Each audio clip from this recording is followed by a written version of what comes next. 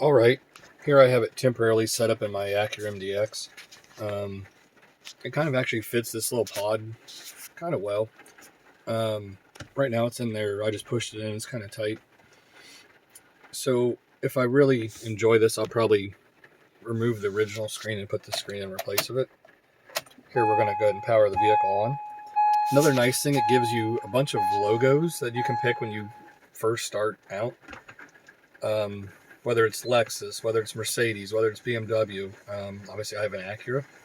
So right now it's going to connect Bluetooth to my phone, and it's also going to connect FM modulated to the factory radio. Here I showed you how fast it loads up. I think it's just going to play an advertisement, I think. Names you can't even pronounce. It's Roundup for Then it automatically pulls up.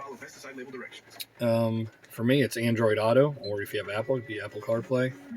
I can't play copyrighted music, so we're going to go ahead and turn that off. You can hear that actually sounds really good quality connected to my factory car stereo. You can either play music to your phone. If you have an aux port, you could directly plug it to your car's radio. I just have it tuned to a radio station. You pick a radio station that's not used, 88.3. You go in there and set it to 88.3. And it plays them through all your factory car stereo that way. That's just the way I have it set up. So far, I really enjoy it. Quality looks great. It's fast. You saw how quickly it loaded up. I don't know how fast it was, maybe 20, 30 seconds, and went right to it. You would just say that's where I'm going. My favorites are to use, everybody has their own preferences.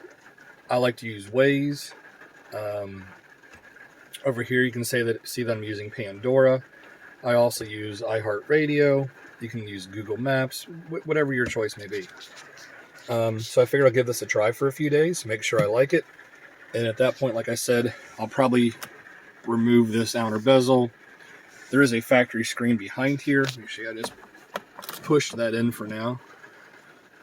And I'll probably just replace that because my vehicle, the screen's older and outdated. But so far, this is pretty impressive. Very simple to install. For right now, I just ran the basic power cable. It plugs into your cigarette lighter. It also gives you an extra USB port if you want to plug a phone charger in, whatever you may have. But yeah, I'll do a follow-up here in probably about a month or two. I'll let you know how well I like it. Thanks for watching, guys. If you like this video, please give it a thumbs up, subscribe to my channel.